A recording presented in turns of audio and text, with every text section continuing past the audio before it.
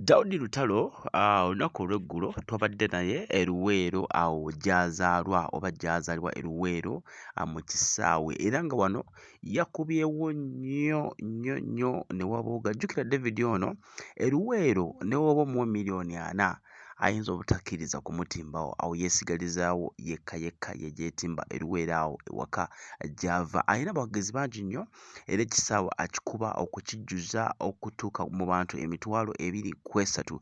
David yafunye abantu bayitirivu nnyo olunaku olw'eggulo. Okuva emabega yasookera ku Serena ku Friday ennaku z'omwezi 8 yali ku Serena n'agikuba n'agibooza nga Lutalo ono Serena gwe gwabadde omulundi gwe ogwasookedde ddala okuba nga akolerawo show oba concert. Omulundi ogwasooka show yalina okubaawo naye nga abakulu abava mu nsi ez'ebweru ebiseera ebyo balinawo meeting ne President Museveni, so neba ng'ate abasinga ku bo baali basula mu kifo ekyo ekya Serena neba nga show eyongezebwayo paka olunaku olw'omwaka guno eno nga 8 November show lwe yabaddeyo neba ng'ate etambulira dda bulungi nnyo. Bangi nnyo bavuye nga bageza kunafuya omwami ono David Lutalo nga banafuya amaanyi ge bamukubamu ebituli nti erya ssente ekitali kituufu n'aba ng'ate era yakiryali nga eya ku nsonga eyo. David yasobodde okuba ng'ate aswaza abalabe be abaali balowooza nti agenda kuba ng'ate alemererwa. On the same day kwaliko ne Kabako yali ku kalenda oli Makindi Kyalionge Kabako yalina show ye on the same day neera naye yagezaako olaba ng'ate afuna ku bantu oboolyawo yadde nga teyajjuzaawo yafuna ku bantu abasaamusaamu naye ng'era beebo be bantu be.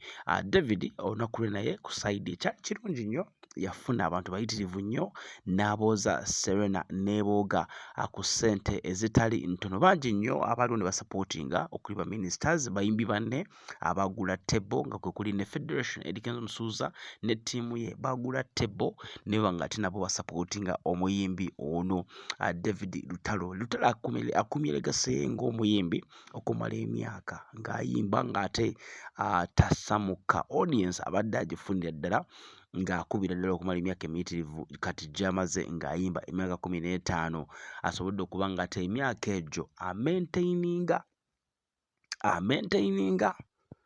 ayimbye ennyimba ezisomesa abantu era bw'olaba audience yasobodde okuba ng'atejja okusapootinga omukulu ono olabira ddala ng'abantu azze akula nabo mulimu abakulu n'abavubuka emyaka gye. Kitegeeza David abamukkirizaamu bangi nti abantu banyumiddwa music we ng'ate ayigiriza same time kw'ossa n'okuba nti nno music yabadde asomesa ebbanga lyonna eriyise emabega. David ono kyakulabirako ky'amaanyi eri abavubuka.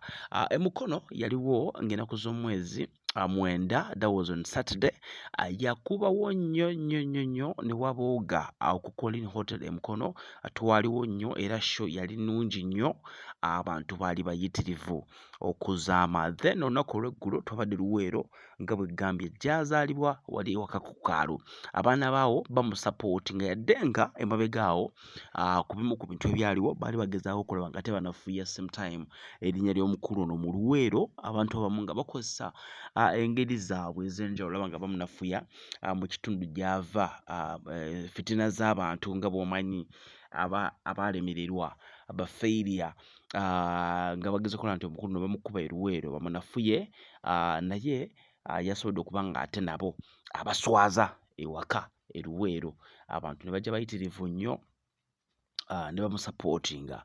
David Lutalo akyayimiriddewo era nga twebaza abantu okumusapootinga. Mu bigambo bye yasobodde okuba ng'eggulo yeebaza abantu okumusapootinga ebbanga lyonna neebaza abantu okuba nga bajja ku Serena ne bamusapootinga naye najja abadde abeera era ng'abakunga nti Masaka wiiki ejja ku Lwomukaaga ajja kuba ali Masaka era abakunga nti mujje mumuwagira. Abayimbi bangi nnyo abamubeereddewo abamusapootinze abayimiridde naye okulaba nga David pulling out a very successful show oba shows zazze akola okuli John Black ba B2C Shakira amubeereddewo nnyo Rwemana Makula bangi nnyo abazze babeerawo ne David Lutalo olaba ng'ate bamusapootinga okubaako w'atuuse. David y'omu ku bayimbi abo abawa respect ne mu kwambala nti wabajja ku stage olabira ddala ng'omuyimbi ayimiridde agumidde okwambala kwe bw'abadde mu session ey'okubiri agenda n'akyusa n'akomawo ng'era olabira ddala nga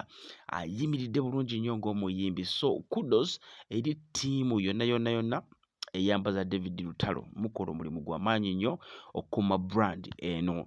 Subscribinga chali wange aliko abampita Growner, subscribing ku YouTube mu ya Growner Media, nyiga ka like yako video ebenga ate sobola okutambula muganda wange kijjo kubanga atonkoledde mu ngeri y'okusupportinga ey'enjawulo. Nyigira ka like yawo, subscribing in case tonaba ku subscribinga, tutambule ffenna muganda wange atukule ffenna mpola mpola. Yes, mpola mpola.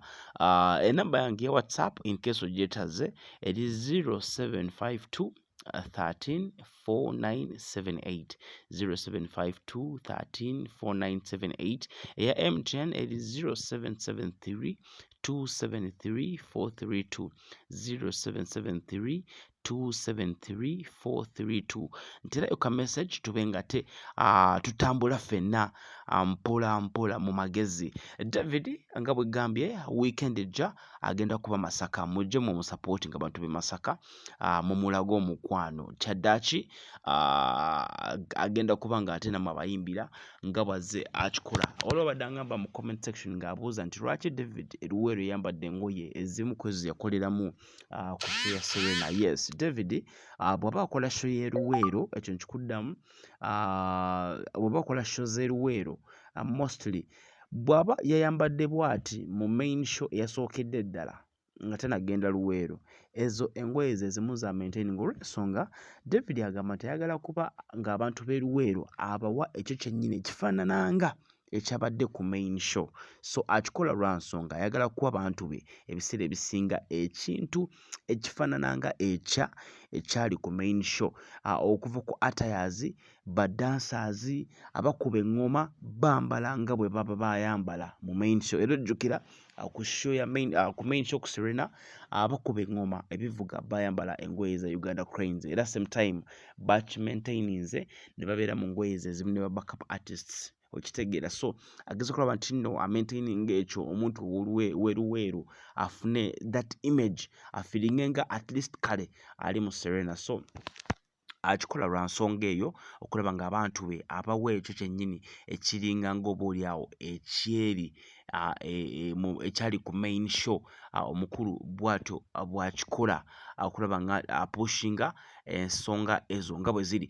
Subscribinga, like nga kyali wange, obe ng'ate oteekayo ne ka comment same time n'okusharinga si kibi, osobola okusharinga tutambule wamu ffenna mu magezi mpola mpola. Nga bwe gambye bampita Growner oba Growner Media oba Growner MC oba Growner Gagamel, wonna oba onnina mu magezi. Kale olikuba nti no kwoli kanzije n'ebisingakaawo.